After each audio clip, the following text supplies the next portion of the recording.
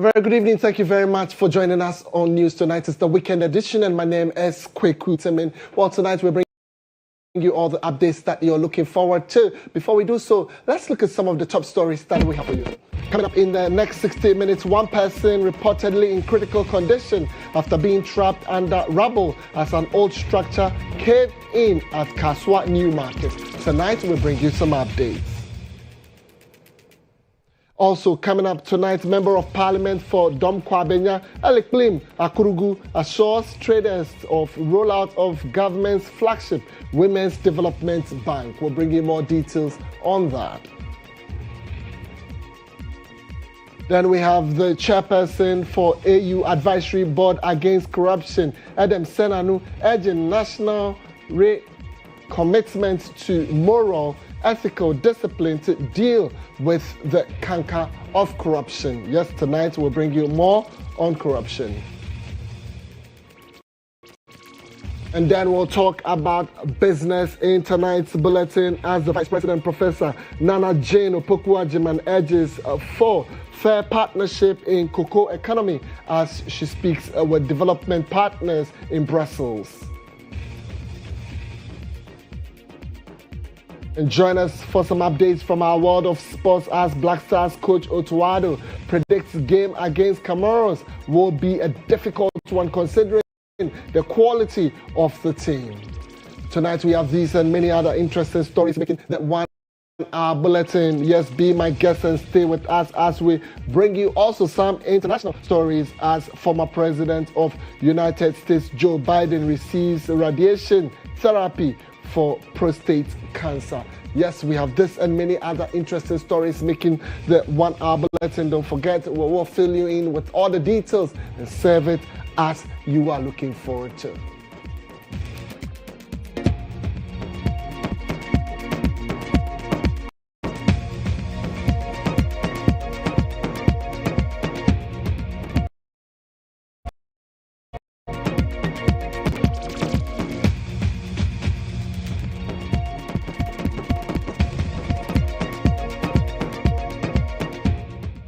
Well, thank you very much for choosing GHOne TV. My name is Kweku Temeng. Let's take our very first story for the evening. And here, a dramatic rescue operation unfolded in Kaswa New Market today, Saturday, 11th October, when a building collapsed unexpectedly, trapping a mason under the rubble. Well, the incident occurred while a group of workers were reinforcing an old residential structure to construct a small summer hut. Eyewitnesses report that 3 of the 4 masons working on the site managed to escape uninjured. However, 1 was caught beneath the debris when a section of the weakened structure gave away.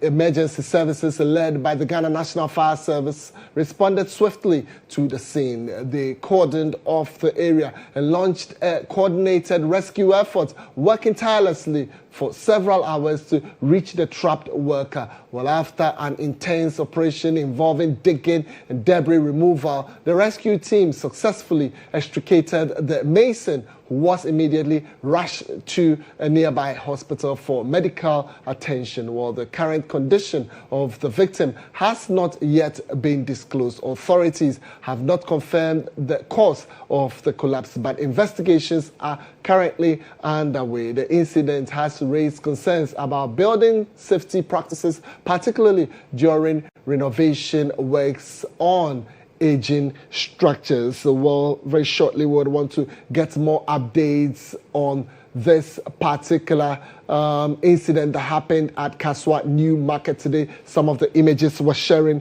with you there. Let's cross over to a Central Regional Correspondent. That's our Central Regional Correspondent, Kwabna Ejekum Banahene, who visited the scene. He's joining us with some more updates. Banahene, thank you very much for your time. So tell us more about this particular incident, what you are picking up as at this time of the evening. Right. So good evening. I got here around 5:20 p.m. where I tried to locate where the incident happened, and I did my possible best to locate the place. And indeed, they confirmed that the building has been collapsed. And I tried taking some visuals, but I was attacked by the house owner and all that. So I managed to speak to some witnesses, in fact, who saw the whole incident. And according to them, they say that 4 of the masons were working around the building, trying to reinforce some pillars and then, build up a new structure. That is where the unfortunate incident happened, which 3 of these 4 quickly escaped death. The other one was trapped under the rubble. And according to these same witnesses I spoke with, they are saying that, in fact, when it happened, the victim was trying to help himself, but then the resident quickly rushed to him to help him out. Within a few minutes, the Ghana National Fire Service also came in to help this guy out from the rubble. So after declaring some debris for some hours, the trapped victim was successfully pulled out and rushed to the nearby hospital for treatment. And in fact, the cause of the collapse is yet to be determined, but the officials have launched an investigation to determine what led to the incident. And so this is what I can report for now. But you see, for now, according to the same report from these that I spoke with, they said that looking at the state of the gentleman, he can be allegedly confined in the future forever because of his current state. Well, Banahene, thank you very much. We're grateful for the updates you brought us and the image you served us tonight. At least we have a fair information. We'll be following up. We'll be bringing you more details. That's to our viewers out there. You can anyway join us on our social media platforms. Share your thoughts on some of these issues with building collapse. But for now, we'll look at other stories. And here, a chilling turn of events that has haunted the Upper West region for years. The mystery surrounding the string of brutal murders in Wa is finally cracking open after months of painstaking investigations and sleepless nights. Well, police have made a breakthrough. The arrest of 2 key suspects believed to be behind the series of gruesome killings that claimed the lives of at least 15 watchmen since year 2021. The latest case that intensified the search was the killing of a watchman, 55-year-old Issa Yaya, at Wa Dobile on September 21 this year. He was found dead at a mechanic shop, his body bearing signs of a violent attack.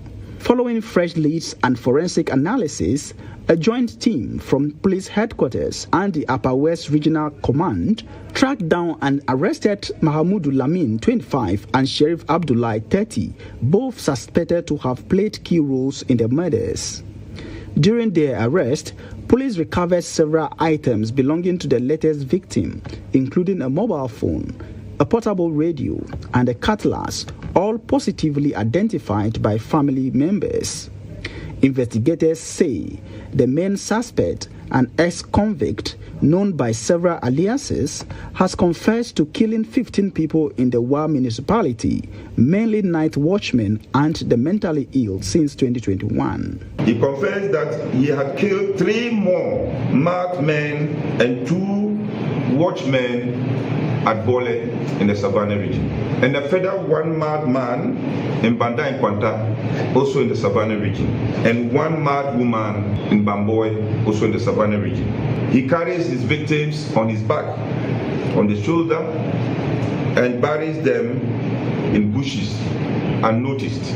Both suspects are in the custody of the police, currently assisting investigation. Suspects Mahamuda Lamin was put before the court and he is on remand. The Inspector General of Police, Christian Tete Yohunu, has commended the officers for their tireless work and assured residents that the police remain resolute in bringing every accomplice to justice. For the people of Wa, this arrest marks a turning point and perhaps the beginning of healing after years of fear and uncertainty. The suspects remain in custody as investigations continue. For now, a community long held hostage by fear can finally begin to breathe again.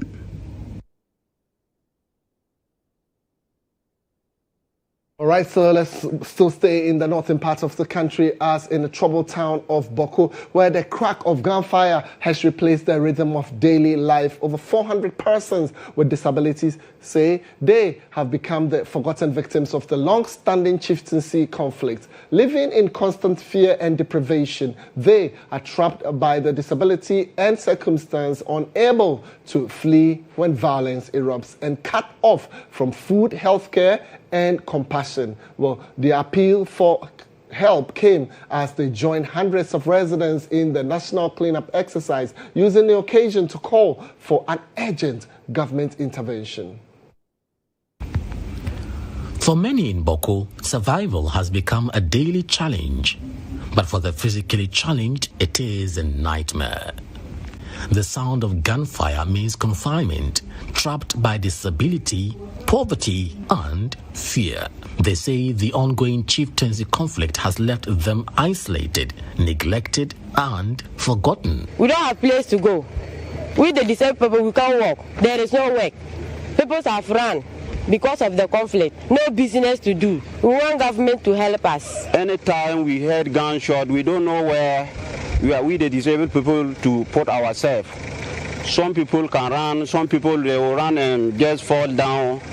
So we are pleading your mama that we should do something for our Boko conflict. The group joined hundreds of residents for the National Sanitation Day, not just to clean the environment, but to draw attention to their desperate plea for government intervention. Here, no, if you don't clean it, we sit here doing meeting, we can get cholera here. After the meeting, you can go and cause your sickness. We, the disabled, we don't have money to. But this exercise will motivate us to do something nice in our situation here. So we wanted to plead our Excellency John Dramani Mahama and our DCE. They should look at we the disabled people at Imbokuya. Their message: peace is not just a political necessity, but a lifeline for the vulnerable. Yeah, persons with disability in Boku Municipal, on your home mobile. Now, on your now, person with disability near your home. You got your name says, a crony dia. And then, yes, so you're betting and answer so now. You're teaming a BBR, Eddie. Led by the MC for Boko and the sanitation team, the group cleared heaps of refuse at the new market, a symbolic act of renewal amid the lingering scars of conflict. Our situation is a challenging one for us, but I know very well that we'll put the guns aside and then take up this cleaning exercise as our activity. In every place, peace is something that attracts development.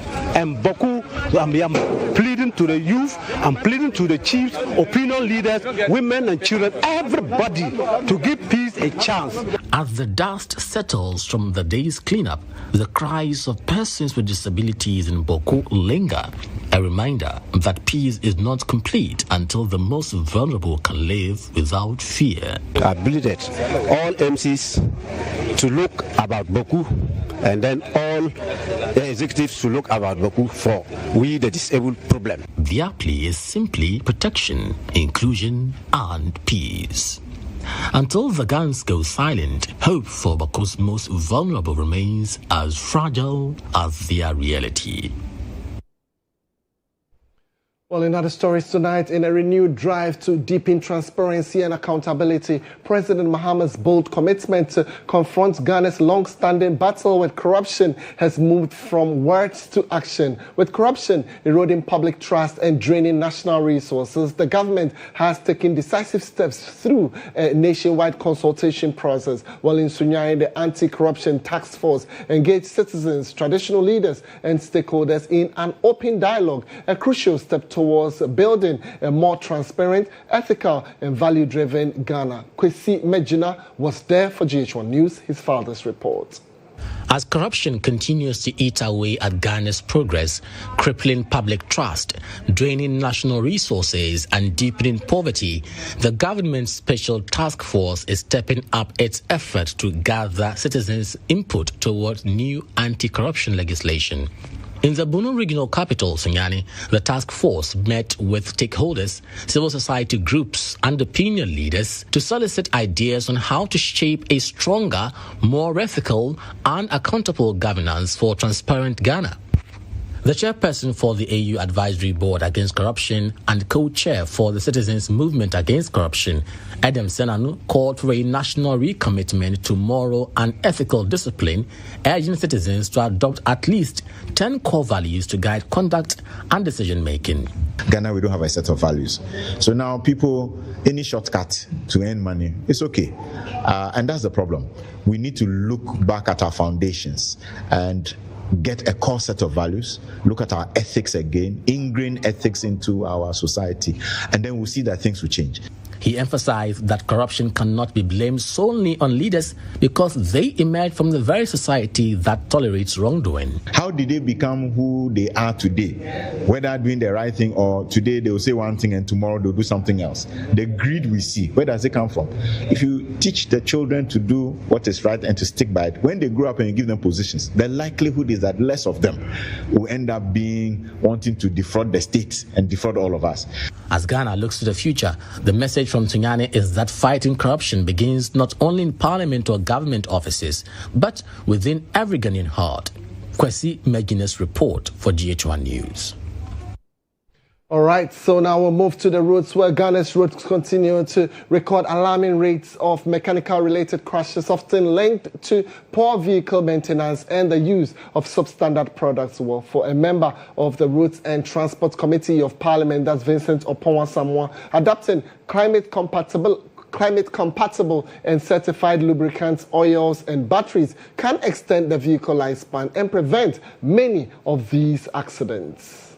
Across Ghana, thousands of vehicles hit the roads daily, from rugged construction trucks to small passenger cars navigating uneven terrains. Yet, poor maintenance culture and the use of cheap or counterfeit lubricants continue to undermine safety and performance. Most of our cars are not ready, and I believe that we need to obey our traffic laws, regulations.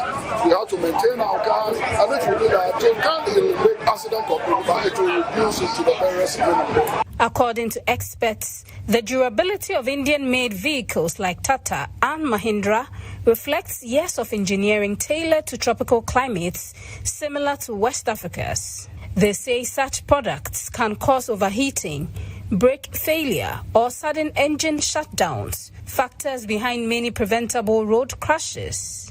It is a small car that you need to keep and maintain, where we write everything we write, how the warranty is covered from 24 months to 60 months. So we know our quality, and that's why we offer this much warranty. The managing partner of AK Homewood Enterprise Limited, Emmanuel Amegavi Susu, explains how the adoption of tested and approved vehicle products can improve safety, durability, and performance on Ghana's roads. It's because of its efficiency and the quality that it comes with. Come to the battery, we are offering about 24 months warranty. You know what that means? It means that if you use it for 2 years and the product couldn't sustain, you are coming back for your money. As Ghana works towards reducing road crashes, maintaining vehicles with the right products, and a culture of regular servicing remains key to saving lives and protecting national investments in the transport infrastructure. Comparing Ghana to India with our border pattern, we believe this product will go a long way. And I urge all the drivers, the car owners, to patronize these products. Lankontana Ordinary Municipal Assembly have been chosen to launch these products. And it's a good product. Let us all join hands and use it for our cars to live long for us. From choosing the right oil to adhering to maintenance schedules, the road to safety begins with responsibility from both drivers and regulators.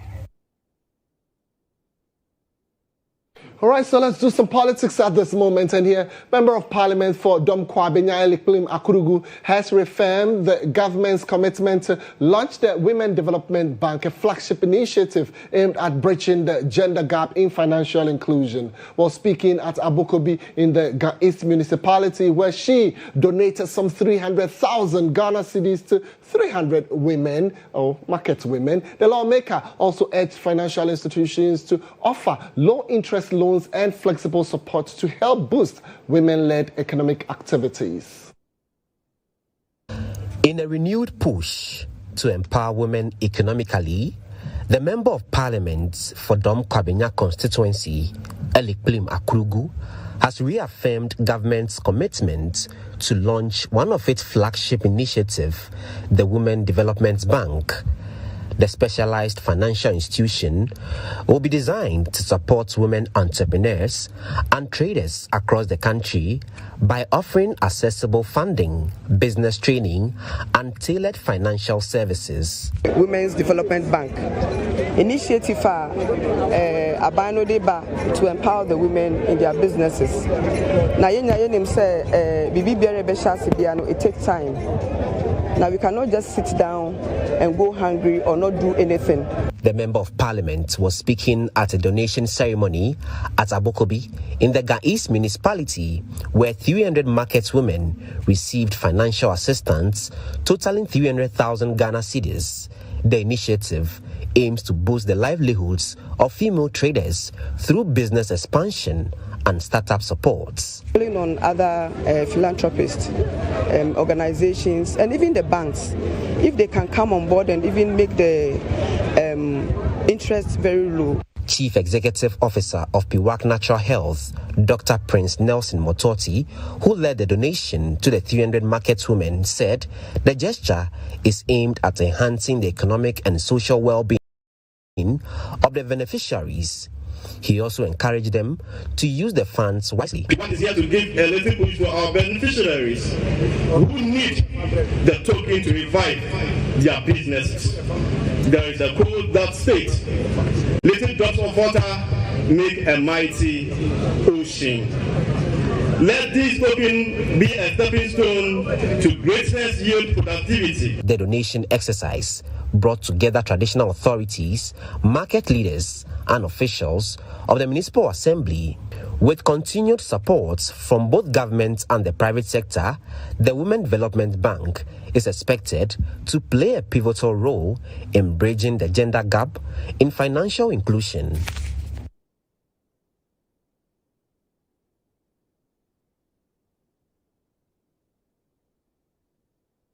Well, in a fast-changing world powered by innovation and technology, the Western North region is lighting the spark of creativity amongst young minds. Well, hundreds of students from basic and senior high schools gathered for the second edition of the GHOne Science and Technology Fair, a platform designed to nurture future innovators and empower Ghana's next generation of problem solvers.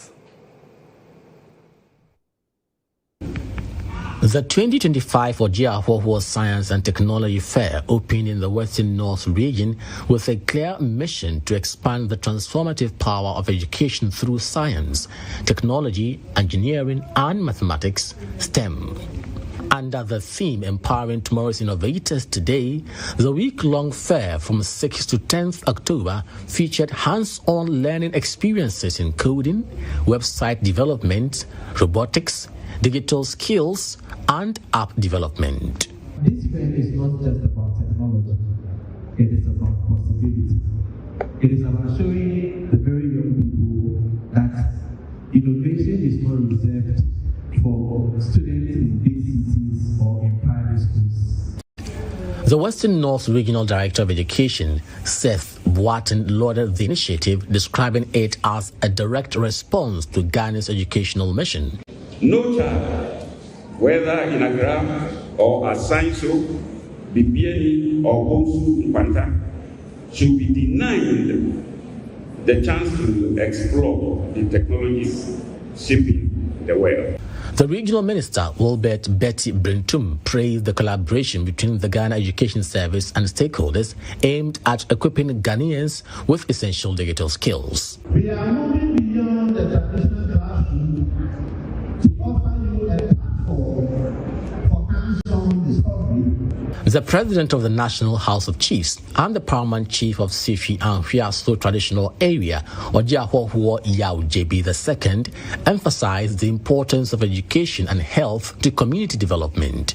Last year, because almost all the schools were in census, they brought in a number of students from the whole region. I don't know whether this year entries and years will also be divided.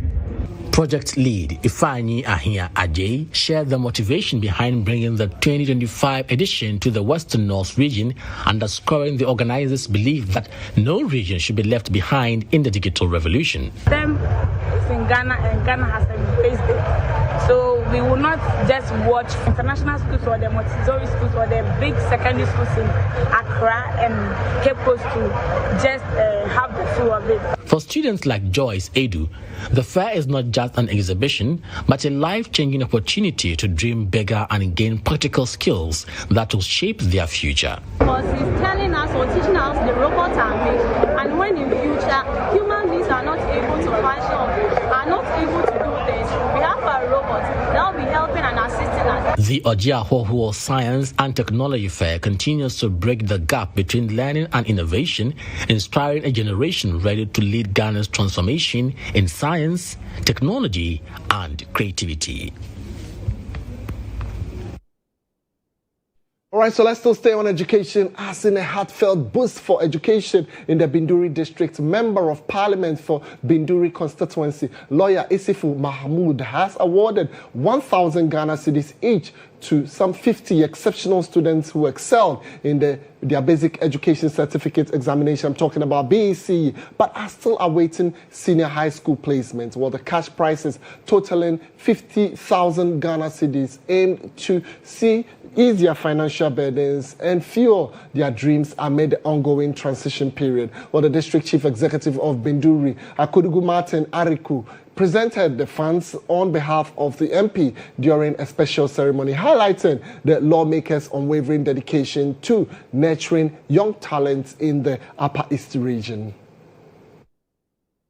During the presentation ceremony, the DCE encouraged the students to stay focused and work diligently, stressing that this support is meant to ignite their drive toward excellence and unlock their full potential.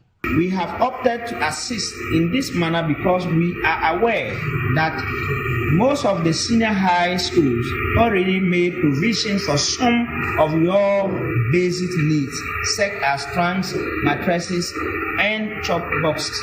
Hence, we would also wish to congratulate and encourage those who did not receive this prize to keep doing well in your respective schools.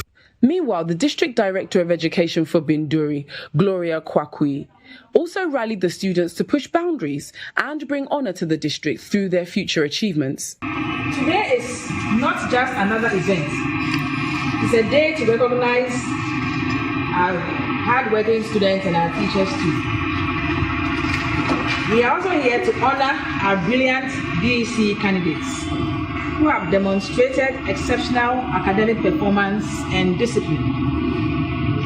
Their achievements remind us that success is not accidental. It is a result of focus, perseverance, and the guidance of dedicated teachers and supportive parents. Health practitioner John Khalifa expressed profound gratitude to the MP for the timely gesture, noting that it sends a powerful message of encouragement, spurring students to elevate their performance across schools in the constituency. That's come to help the needy and also those who are actually perform very well at their BEC level, so that they will be able to proceed to their second cycle institutions. And this will actually encourage others from the various communities to also study hard. The beneficiaries also spoke to the news team. Nobody will say he's not happy for coming here. And nobody will say, but we are intended to hear, we will not be happy, because it is said that little drops of water fills the sea. If I have small and somebody is giving me small out of something, I think it will go a long way to help the child. It's very, very important.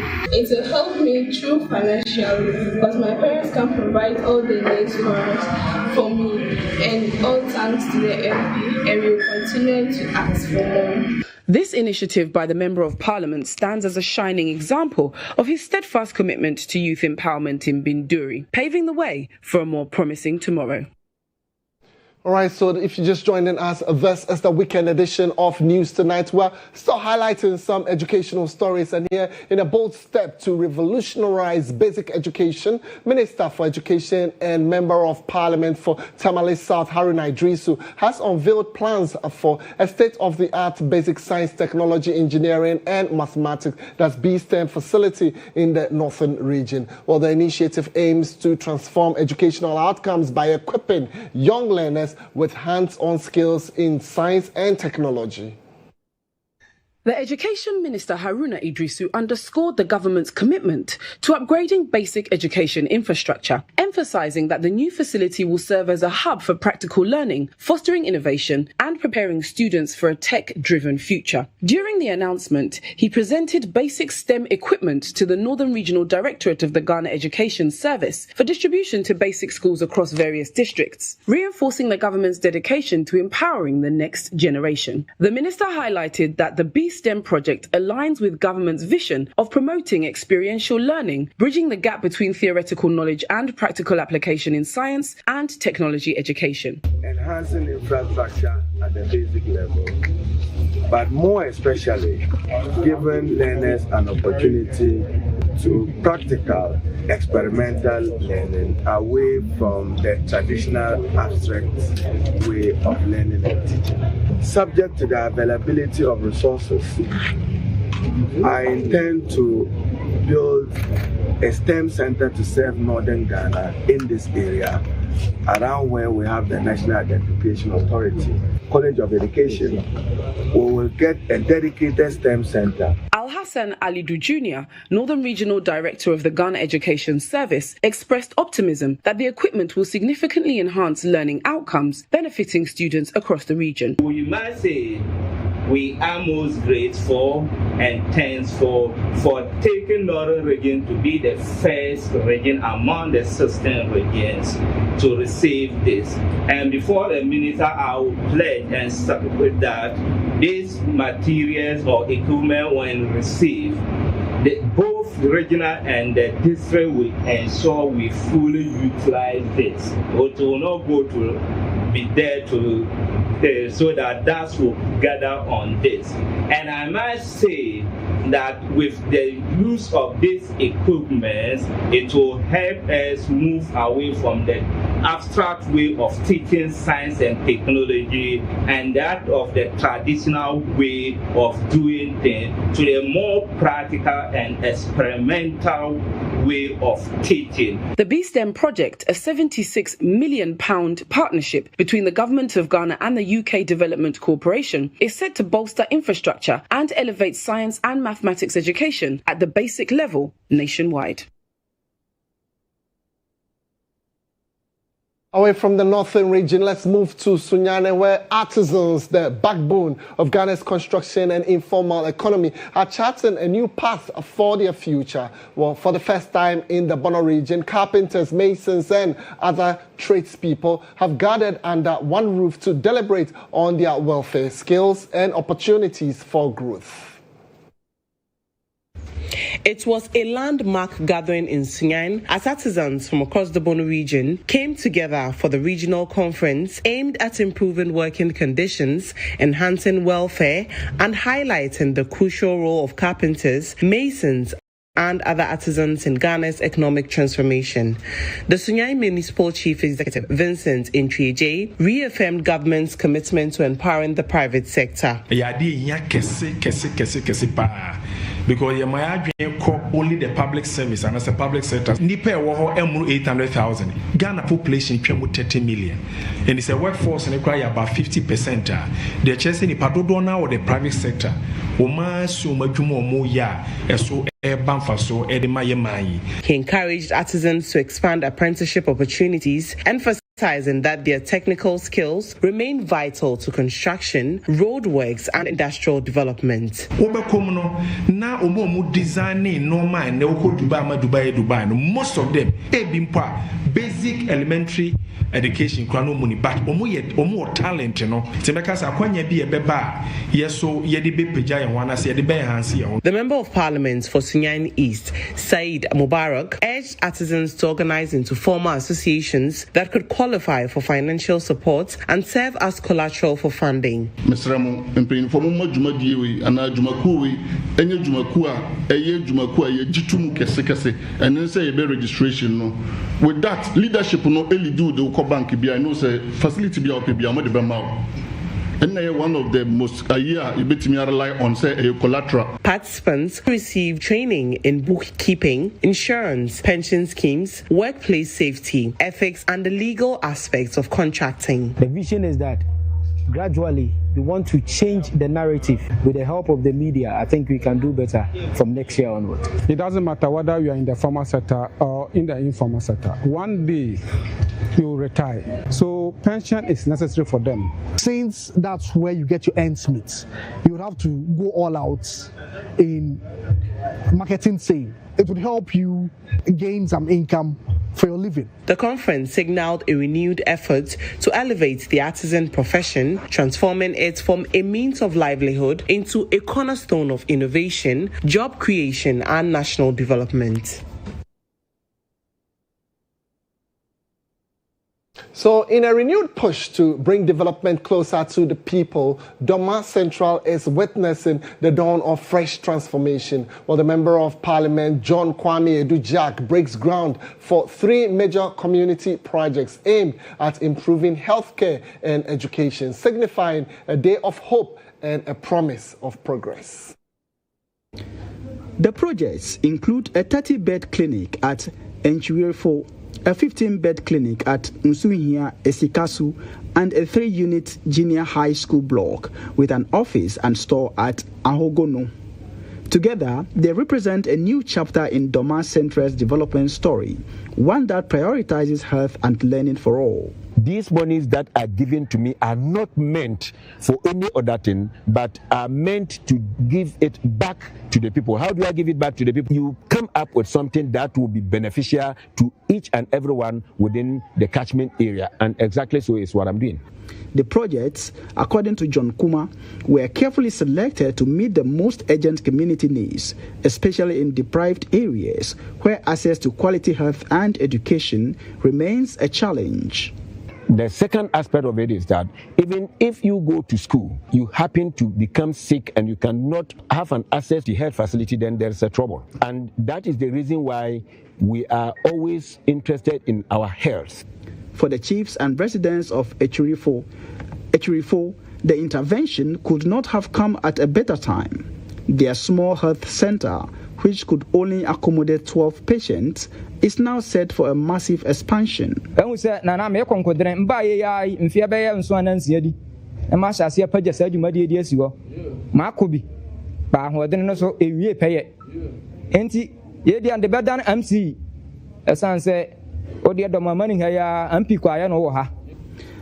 Nsuhia Asikasu, where one small clinic serves more than 8,000 residents, the story is even dire. Patients share wards, equipment is scarce, and staff lacking resting rooms and record-keeping systems. There are some conditions be honoma. Essential on your lab. Now who say any honey panel na mama no draw. But ye ni lab into be ba me an necessary me using my drain and medicine panel. Into a hard dream be breeze. I walk like I say a ban in the panel so I just said been here called the main crew. Now me am one for one the main crew be here. But until dear than I say. Send a kai ye no be sa I didn't know where you're manning her na ye couldn't get to any mamma. Oh sha apomdimu near me here pass apomdi be dimono ye burning out of a baby me and sa. infrastructure ɛka ho ɛna no akyi no nso equipment ɛyɛ yɛn mfidie a yɛde bɛdi dwumadi amana dim ɛno so ka ho ansa na aba personnel anaasɛ a doctor for ne a nurse for. As shovels hit the ground and dreams take shape, Domas Central is writing a new story, one built on service, accountability, and shared progress. All right, so let's bring you some more on health as part of efforts to encourage Muslim girls to participate in the ongoing human papillomavirus, that's the HPV vaccination program. Deputy Presidential Spokesperson Shamima Muslim has called on young girls to actively participate in the exercise. Well, according to her, receiving the vaccine helps prevent cervical cancer, which in turn enables them to pursue their goal and contribute meaningfully to the various fields. Well, she made the call during the graduation ceremony of Muswit Fashion School. The graduation ceremony brought together Muslim women from various walks of life, including ambassadors, families of graduates, and leaders in education and health. The event highlighted not only academic achievements, but also important health advocacy for young girls. At the ceremony, Deputy Presidential Spokesperson Shamima Muslim addressed the graduates, commending their efforts and encouraging them to keep honing their skills. She also took the opportunity to emphasize the importance of the ongoing national human papillomavirus vaccination campaign. The theme for your graduation ceremony, skilled hands, brighter future, empowering women through skills and HPV vaccination awareness, is very timely and inspirational. Do not see it as a mere slogan, but as a response to President Mohammed's Resetting Ghana agenda, where he calls on all of us to join hands symbolically and literally to build the Ghana we want together. Adding her voice to the call, founder of Muswit Fashion School, Amina Dean Ibrahim, dispelled myth surrounding the HPV vaccine, encouraging Muslim community to embrace it as a health initiative rather than a religious concern. All that I have to say on HPV is we shouldn't attach religion to it. HPV is it's a disease that normally attacks we the women. Whether you are Muslim, a Christian, a Buddhist, whatever it is, it's not afraid to attack you. So when they start the immunization, we shouldn't attach religion to it. It doesn't have any medical implication. They should come out and allow their girls, their children to take up the immunization. Even if they have not come to you, look for where they are and go and do it. We are teachers and we have read about it and we know it doesn't have any side effects. So I entreat all my Muslim women and the men, imams, everybody, please, we should help in the advocacy for people to go in for the immunization.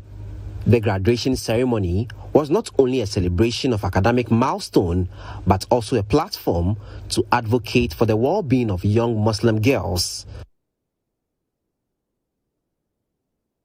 All right, so we're taking a break at this moment. When we come back, we'll bring you all the updates of business stories that you're looking forward to. Do stay with us. I'm back shortly with all the details.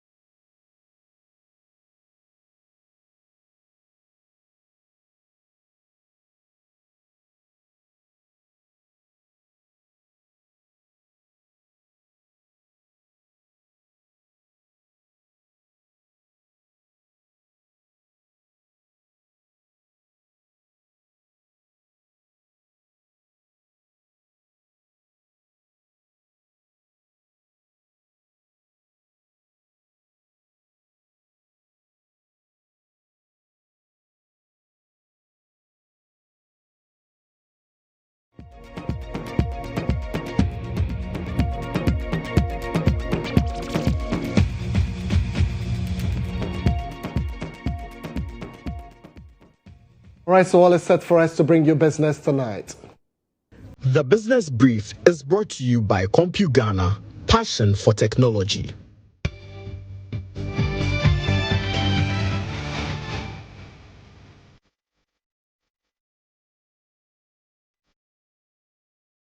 All right, so in business, the Vice President, Professor Nana Jane Opoku-Agyeman, has emphasized the need for local value addition in the cocoa value chain, including cocoa processing, manufacturing, and fair trade systems that ensure farmers benefit more equitably from the fruits of their labor. Well, the Vice President was speaking to a group of global investors, development partners, and government leaders at the ongoing Global Gateway Forum in Brussels. We need structured, blended financing models that combine capital investment with affordable working capital, risk-sharing mechanisms, and technical support that reaches even small rural processors. EU Sustainable Cocoa Initiative and the Global Gateway Framework are well placed to capitalize and to crystallize this. The recent cocoa price hikes, largely driven by cocoa impacts and supply shortfalls, underline the need for this joint action. Ghana is therefore open to partnerships that combine positive outcomes with disease and pest control and establishment of commercial plantations. Trade barriers also pose another challenge. While tariffs on raw beans are often zero, duties rise significantly on cocoa powder and chocolate products, limiting our ability to export processed goods. Addressing these tariff escalations is critical for fair trade. Cocoa is part of Ghana's broader transformation. Our Big Push initiative is building infrastructure for agro-industrialization, while the Connect 24 pillar of our 24-hour economy ensures that there is seamless flow of goods, energy, and data. Our living income differential, introduced by us and La Côte d'Ivoire, signals our shared commitment to ensuring that farmers earn fair return for their labor. Ghana is clear about the road ahead. We must move beyond exporting raw beans to building a cocoa economy that empowers our farmers, creates jobs, develops industry, and upholds sustainability. The EU Sustainable Cocoa Initiative can be a partner in this journey by supporting investments in processing, unlocking financing for cooperatives and small and medium-scale enterprises, and ensuring that sustainability standards are inclusive and not punitive.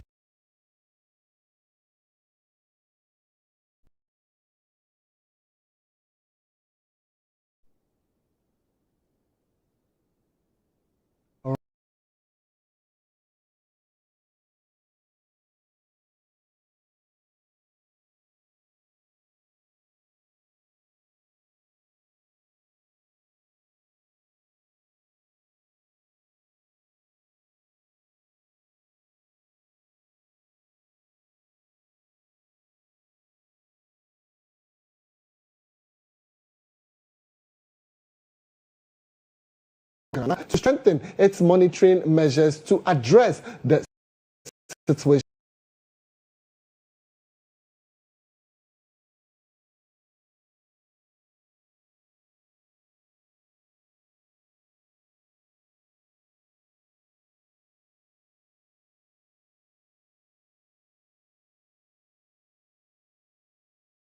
That's more in the following reports. Made up of 22 Susu enterprises across the country, the Ghana Cooperative Susu Collectors saw economic growth. Aside from currency fluctuations that impacted their operations, the association cited illegal Susu collectors as a major challenge and called on the Bank of Ghana to clamp down on their activity. I feel disappointed because those who have registered and are true members of the who have license, anytime we want to build an association, it is dues that we build. So when you ask of them to pay the dues, the complaint is that you don't see that man also working there. He's not paying anything. So it's a challenge to us. It's a challenge to us. So that is what we can say, that the government should do something about it. Odi Ahinka Kwame Yeboah, Chief Executive Officer of Cashtech Susu Enterprise, highlighted certain policy decisions by the Bank of Ghana that impede expansion in the Susu industry and urged for changes. Looking at where my business operates, we have other banks who operate in the same community, other microfinance and home savings and loans, but we are restricted from going beyond our boundaries, which is affecting our businesses because we are the backbone of the petty traders. They depend on us to keep their monies. So if other financial institutions are allowed to invade our communities, but we are not allowed to go beyond the boundary, it affects our business automatically.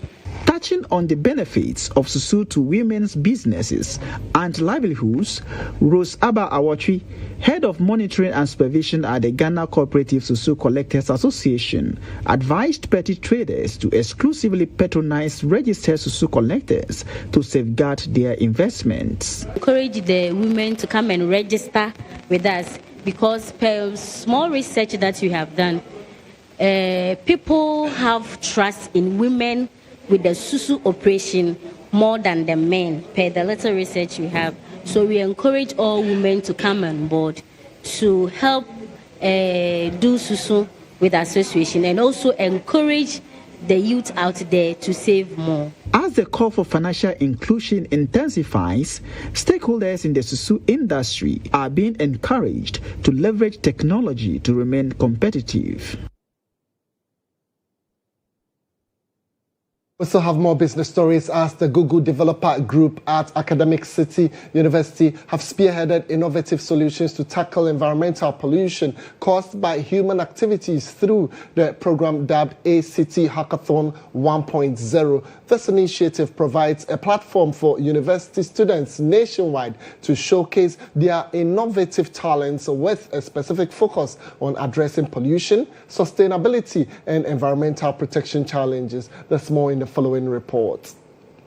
In line with Sustainable Development Goal 11, which emphasizes reducing environmental impact, improving air quality, and waste management, the hackathon aims to create technology-driven solutions to these pressing issues, highlighting the importance of green energy for the survival of the ecosystem.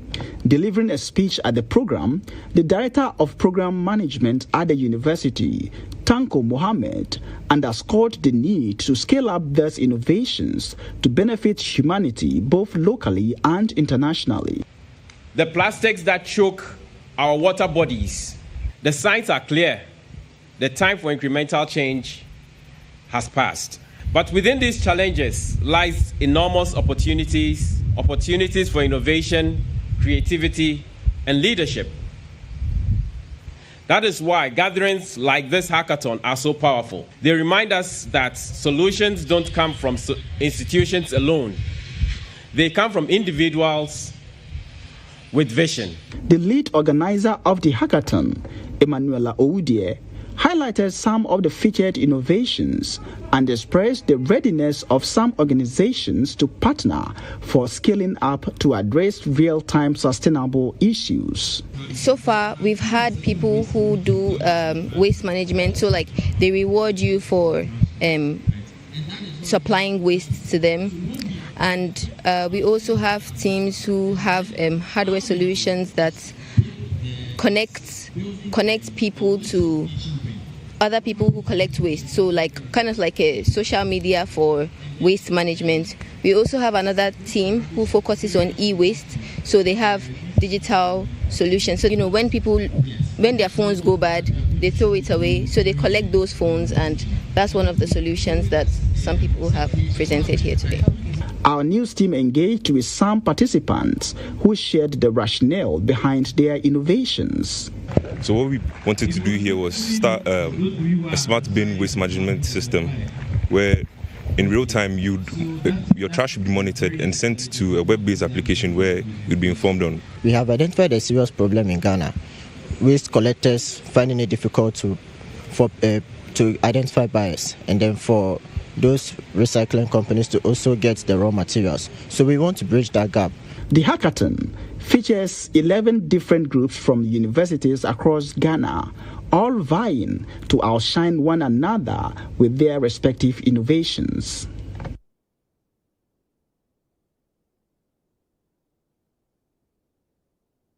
All right, so that's about all we have for you in business tonight. But hey, we're ready to bring you the latest from our world of sports. The Business Brief was brought to you by CompuGhana, passion for technology.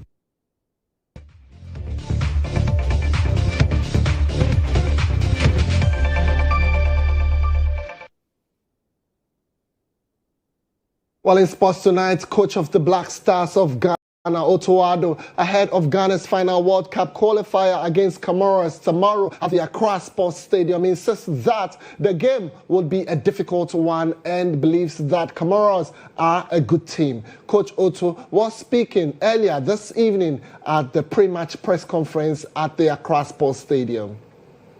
I think actually like always, and this is where everybody can show how professional he is. Me, myself, I've seen a lot in football, a lot. I led with my team 4-0 and we lost 6-4. So in football, anything can happen. And we're not done until we're done. We want to end this qualification games with the victory, this is for sure. We want to thank our fans with a victory, for sure, for their support throughout from day one. We as Ghana, we felt it already, so it's not going to be easy, especially up front. They're really, really good. And if you see the games, especially the last games against Mali, Madagascar, they lost 3-0, but also 2-1 against Madagascar. But the way they played, the chances they created, really, really good. And it's going to be a difficult match. But I'm very, very sure if we have the right mentality, like against Mali, we will beat them. But it's you know, they don't have a big name, but it's going to be close.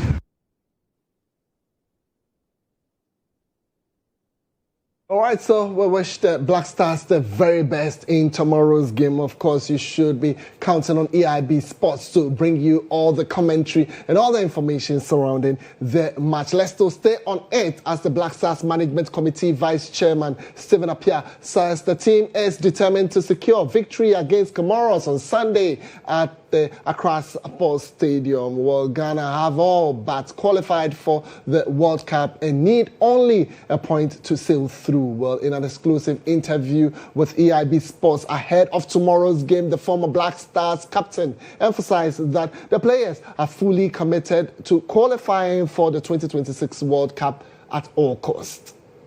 Well, for sure, we have to do that for Ghanaians. I mean, we know that they will come in their numbers, and we can't let them down.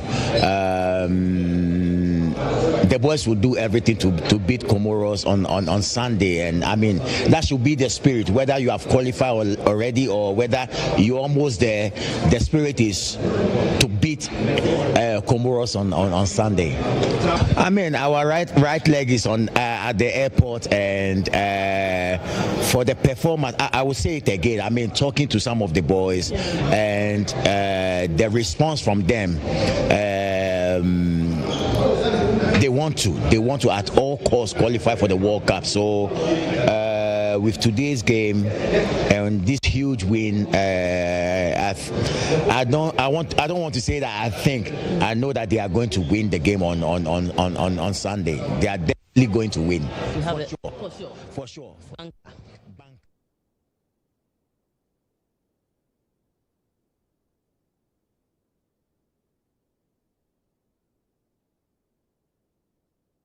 Well, all is set for us to bring you some international updates at this moment.